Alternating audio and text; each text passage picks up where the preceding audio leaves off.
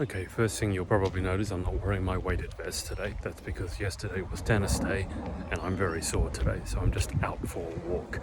Secondly, apologize for the wind. If you can hear, it's a bit noisy and I forgot my mic. Dying a little bit.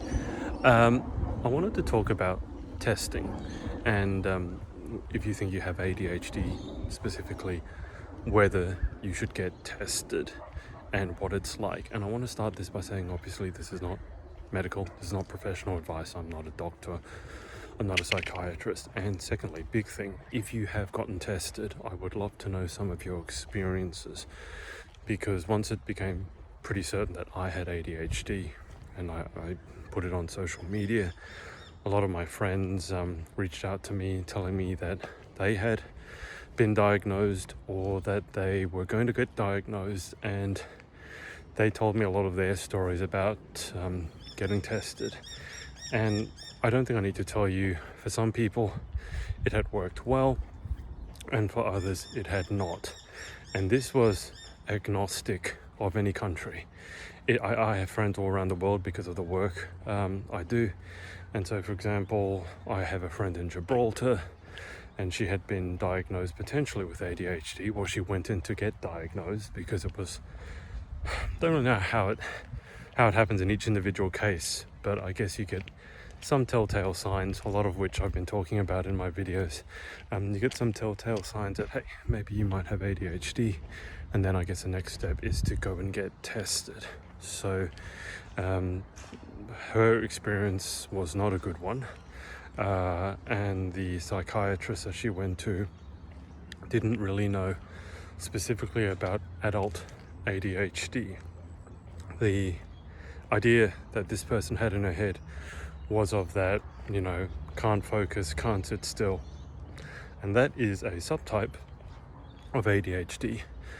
But there are many cases, as I understand it anyway, that don't present with that at all, already out of breath. And then on another hand, I have a friend here in Australia who did find a very good psychiatrist to work with, one that she could work very closely with, and they charted out a course together. She wanted to go on medication, but there were specific medications that she wanted to go on and specific ones that she did not. And so she was able to chart a path with that psychiatrist. Unfortunately, what happened was that the medication recently stopped working, and she describes her brain as being quite picky. But this is another thing. So if you do get diagnosed, especially by psychiatrists, very often the first port of call, as I understand it, will be medication. Now, if you're on medication and it's working for you, or even if it's not working for you, you have my respect, you have my support, you have my love, all of that stuff. I have always been, ironically, given that both my parents are doctors and my brother's a doctor, and as I told you, and I think a video last week, I had the marks to become a doctor. I don't like medication. I don't even like taking a Panadol or an aspirin. It's just, I never like it. But I think that's the next step. So back to the question of getting tested.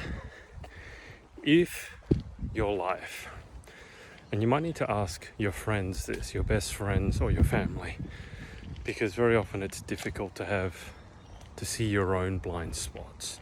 That's not unique to people with ADHD. That's not unique to you, not unique to me. It's impossible to see your own blind spots. I would say this: if your life is working well and you're happy with where it's going and you've been making progress towards your goals and aspirations, there's probably not a need to get tested.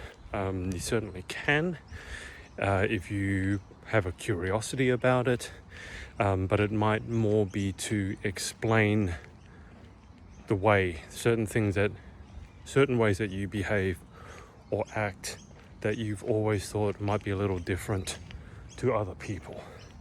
And I think I kind of fit in that boat, because certainly once I started understanding more about the potential symptoms, if that's the right word of ADHD, or how certain behaviors of mine that I thought were very weird and that I thought were unique to me could actually be explained by having adult ADHD.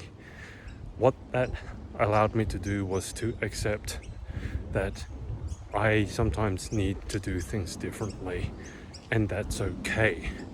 Versus if you don't have the diagnosis, or you don't even have the possibility, beg your pardon, if you don't have an idea of how ADHD can manifest, you might then just start judging yourself and thinking that you're very weird and that something's very wrong and that you're someone who's broken and needs to be fixed. So I kind of feel like I fit into that first category. I mean, your life could always be going better, but if it's not falling apart, if you feel like things are going well, and you're just maybe looking for an explanation, you probably don't have to get tested. Of course, you always could, and I'm certainly open to that possibility myself. I haven't really decided. I mean, it's towards the end of the year, and I'm not going to start that testing process now, but I may do it at some point. I may go on medication at some point, but things recently have been going quite well, especially since I started finding out more about ADHD myself. But I would also say since I started talking about it, and I've had a lot of comments from you guys watching, and so I know I'm not alone, and I know I'm not just crazy. Many of you have resonated with even some of my craziest stories. So that's kind of me, my category. If, however, you're in that category that your life really isn't going well, and you know it could, and you keep butting up against problems, behaviors of yours that you think could be attributed to ADHD. So for example, if you are completely unable to focus, if you dive down rabbit holes all the time and you can never get done what you need to get done, even if it's something as simple as brushing your teeth, you just cannot get it done. And again, I have no judgment here, and I'm speaking from other people's experience because I have not had this level, but I know that there are some people who have. And then I would really encourage you to go and get tested with an eye to potentially having a medical intervention, just to give you a chance to get your life on track. And it may not be a permanent solution.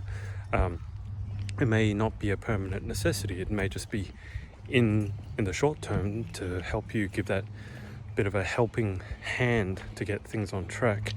You go on the medication with professional medical supervision, and then maybe you can come off of it. That would be up to you to chart a course with your medical professional with that.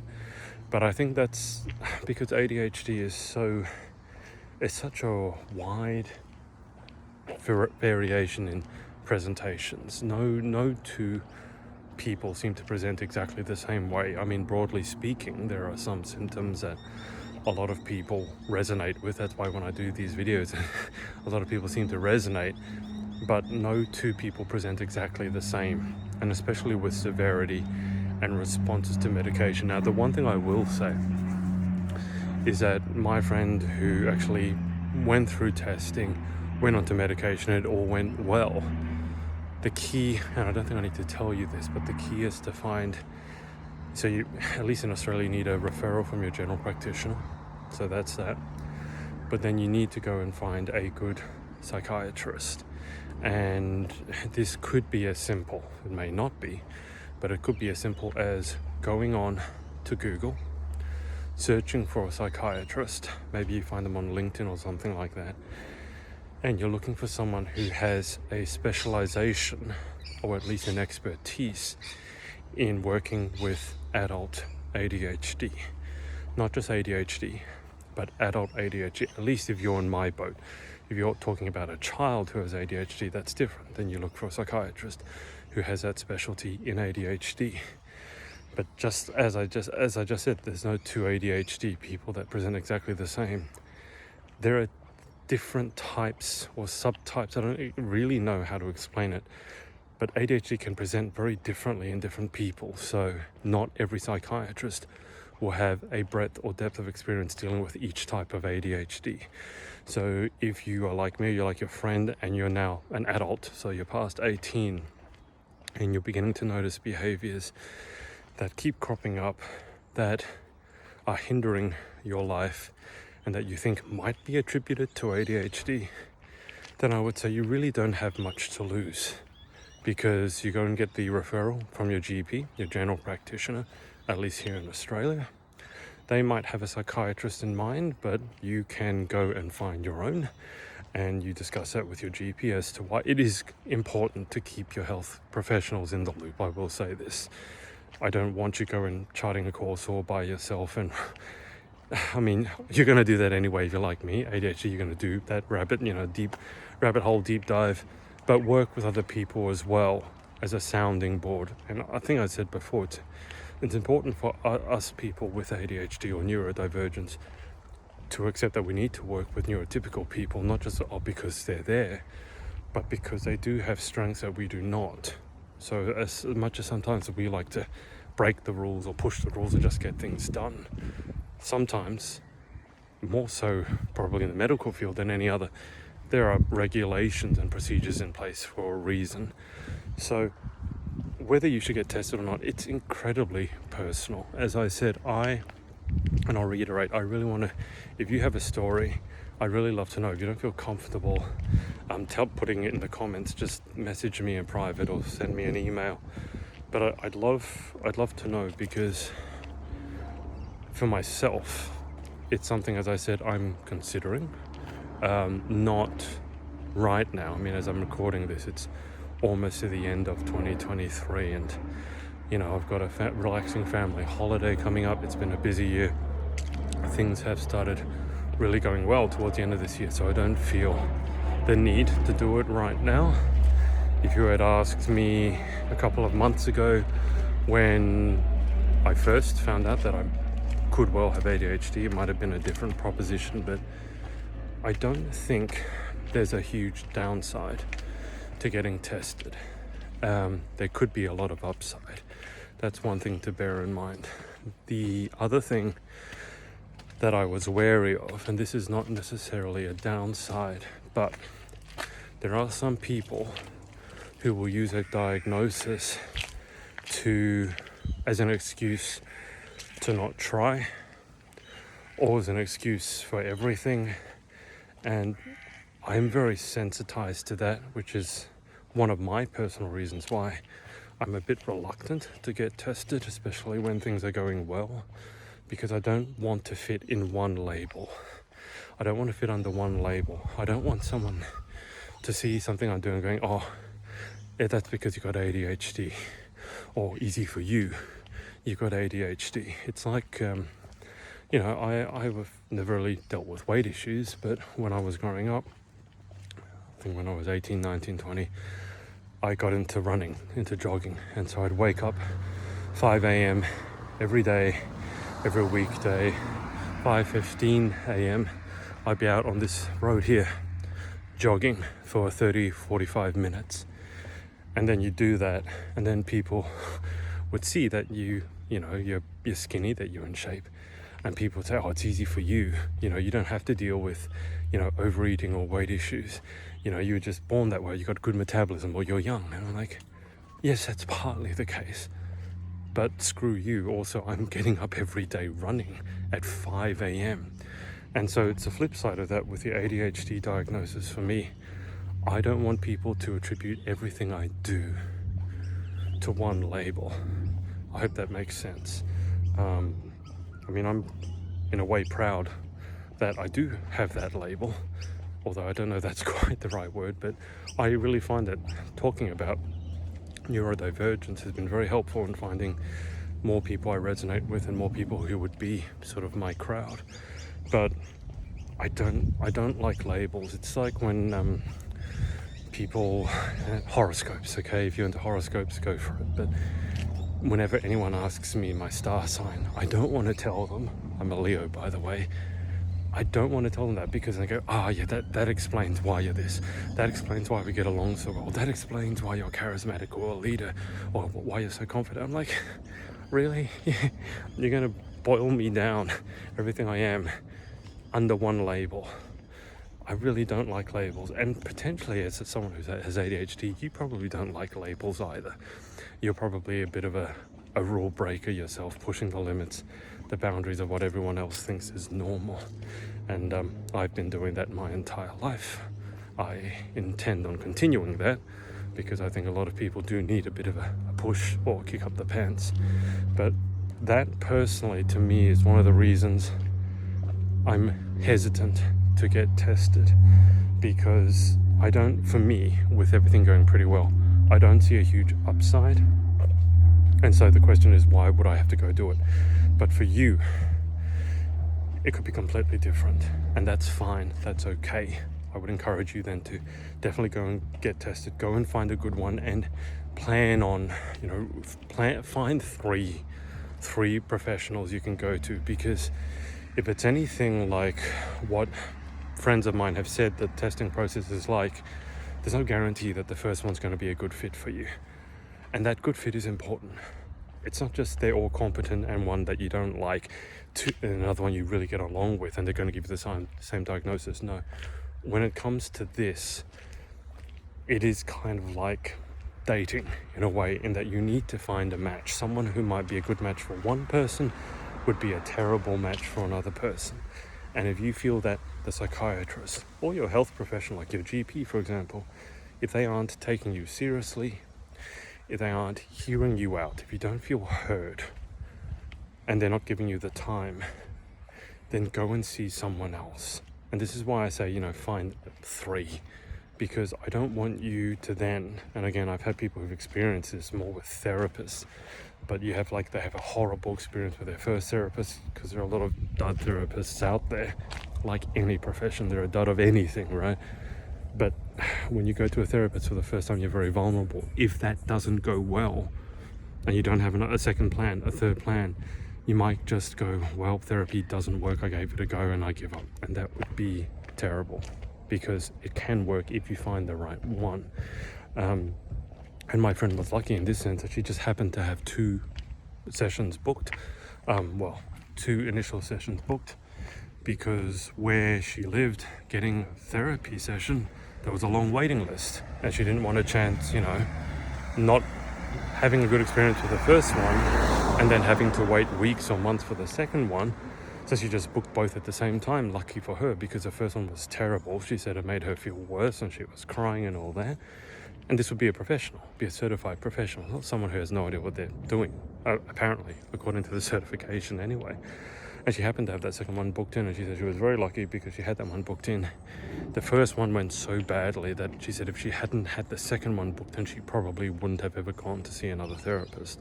And I think that's going to be the case here, because this thing, ADHD, it's so personal, and it can be freeing, it can be liberating, finding out that you have it, but it can also be highly embarrassing, depending on your family, your friends, your loved ones, their preconceptions of ADHD, etc. And so I want you to have the best chance of getting the best outcome. And I think it would be remiss of me to just say, you get a referral from your GP, go to that psychiatrist and see what they say. Because, as I said, from having heard experience from my friends, it doesn't always go well. I'm not saying the majority of the time it doesn't go well. I just know from the few people that I've spoken to, it's quite possible that it won't go, let's say, you won't have the optimal experience.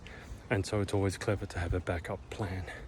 And you having ADHD, or you being that kind of neurodivergent person, you'll know exactly what I'm talking about. You kind of had that fallback plan. So if this doesn't work, you go there. If that doesn't work, you go there. And you're just seeking someone who will help you, will understand you, will listen to you, and help you achieve the outcome that you want to achieve. And I think that is probably a really good place to start, even before you consider whether you should get tested or not.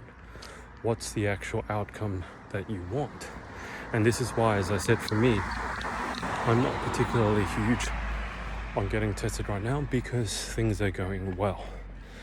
I think I'm managing things. I'm working out non-medical interventions and strategies that seem to be working okay for me. So what is it that I want? I want a life where I feel like I am achieving my potential. And I think, call that self-actualization, whatever you want to call it. But whether or not you choose to get tested, I think really comes down to, well, where are you at the moment? Are you doing well or not? And then also, where do you want to be? It's like a map. Using a map, you need two things. You need the destination, but you also need to know where you are. Because like the directions to get to Sydney are different coming from London than they are from Los Angeles, as an example. So take a stock of where you are at the moment, a self-inventory. And again, you may need to turn to friends and family for this, because ADHD people, one of the things is they're very self-critical. So sometimes they look at things and go, oh, everything's terrible. And I'm not saying that there's certain things you can't improve, but it's very important you get an honest opinion. And then secondly, okay, wherever you are right now, where would you like to be? As I said, for me, it's just feeling like, it's really feeling like I'm not getting in my own way. That me and my brain are actually on the same team, we're cooperating, we're friends. That's really what I want. I'm not expecting, a diagnosis to magically make me into the perfect man or make life perfect and I'll never have to deal with another issue for the rest of my life. That's naive, that won't happen. But it is important, I think, that you have a conversation with yourself, and again, potentially with your friends, family, partner. What is it that you could hope to achieve? And then based on, as I said, that inventory of where you are now, and then that idea of where it is you want to be, then you can go to your health professional and lay it out to them. Because, as I said, both parents being doctors and my brother being doctor, they are very busy. They're overworked. You might think they get paid well. The reality is they work such long hours that they probably deserve maybe to get paid even more. I'll leave that discussion for another day. But if you can lay out for them clearly where you're at, where you want to get to, and then maybe even a list of, symptoms or things that you think could be attributed to ADHD, it can really help them help you. Because if you go in, and I don't know, it might be a 20-minute consult, that might be all that you get allotted, at least for the initial consult with your GP. Is that really enough to get to know you in terms of all the symptoms and your life story and where you want to get to? It's really not. And so I would do those things if you want to go down the testing route. And as I said, whichever way you decide to go, more power to you. I would love to hear, particularly if you've had a successful journey with getting tested and then what happened afterwards, because I've actually, in all honesty, heard more experiences that have gone, or at least 50-50 experiences that have gone badly. And so I'm a little bit worried at the moment ever recommending that someone get tested, because as much as I know it can help, I seem to hear at least one horror story for every success story. And that's not really what you want to hear, right? If someone's flying a plane and half the time they're crashing, that's not what you want to hear. And maybe I'm just hearing the horror stories because that's more embedded in people's minds and people want to share that. But if you've had a good experience with it, and if you've had a positive experience with going on medication, I don't want the last thing that we need as a community is to have more stigma. I don't want there to be a stigma around ADHD, but neither do I want there to be a stigma around getting tested. And I certainly don't want there to be a stigma around medication. I think whatever path you choose to go down, you deserve to be supported. Of course, you want to go down that path with self-awareness and intelligence, that's a given. But just because it works one way for me and it works one way for my friend doesn't mean that's the way that will work for you. I think, unfortunately, a lot of it is trial and error. Try a few different things, and testing could be one of those things.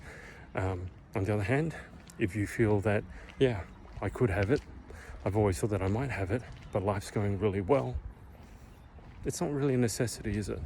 So those are my thoughts on getting tested.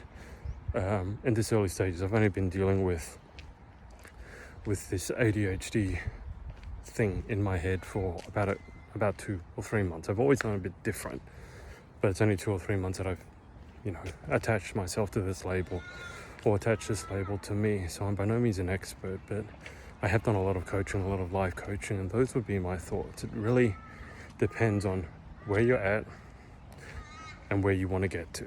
As I said, probably boil it down to those two. And remember to get outside opinions from people who know you well, preferably from people, obviously, who can be honest with you, but also people who've seen you at your best and at your worst, because then they can give you the well-rounded picture and probably give you the most accurate and helpful advice. And as I said, if you are going down the testing route and it's important to you, second opinion, third opinion, line up some options in case that first one doesn't go well. I don't want you to give up on it. And if the first one goes really well and you don't need the second one, the third one, then you can always phone up to cancel. That's fine.